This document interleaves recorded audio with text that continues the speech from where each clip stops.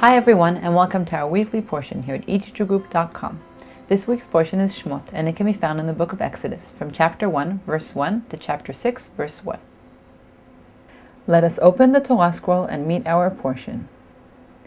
ואלה שמות בני ישראל הבאים מצרימה את יעקב איש וביתו באו. The portion is named Shemot, literally names, because it begins with a list of the names of the descendants of Jacob who went down to Egypt. Shemot is also the name of the entire book of Exodus in Hebrew. Let us understand the first verse together. Ve'ele, and these are Shemot, the names, Bnei Israel, the sons of Israel, Haba'im, who came, Mitzrayma, into Egypt, Et Yaakov, with Jacob, Ish, every man, Uveito, with his household, Ba'u, came. This portion is the beginning of the tale of the enslavement of the Israelites in Egypt and their redemption. The portion begins with reminding us of what happened at the end of the previous book of the Pentateuch, Genesis. Jacob and his family moved to Egypt, meeting Joseph there. We then hear of the deaths of all of that generation, and a new king who ruled over Egypt, who was unaware of Joseph and his status.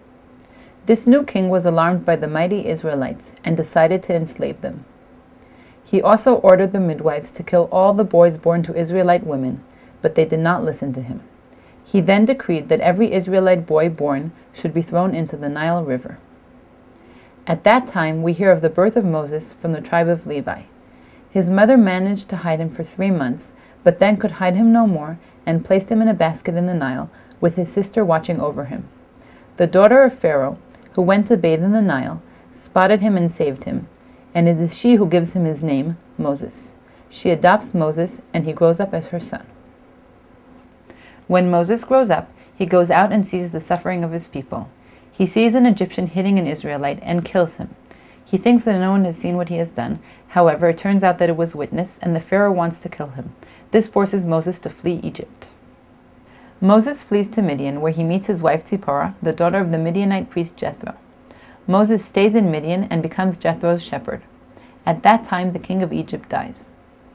One day, while tending to his father-in-law's flock, Moses witnesses a burning bush which is not consumed. It is then that God reveals himself to him and gives him his mission of redeeming the Israelites from Egypt. Moses is hesitant and not certain of his ability to perform the mission, but is promised God's support. Moses then asks for his father-in-law's permission and returns to Egypt.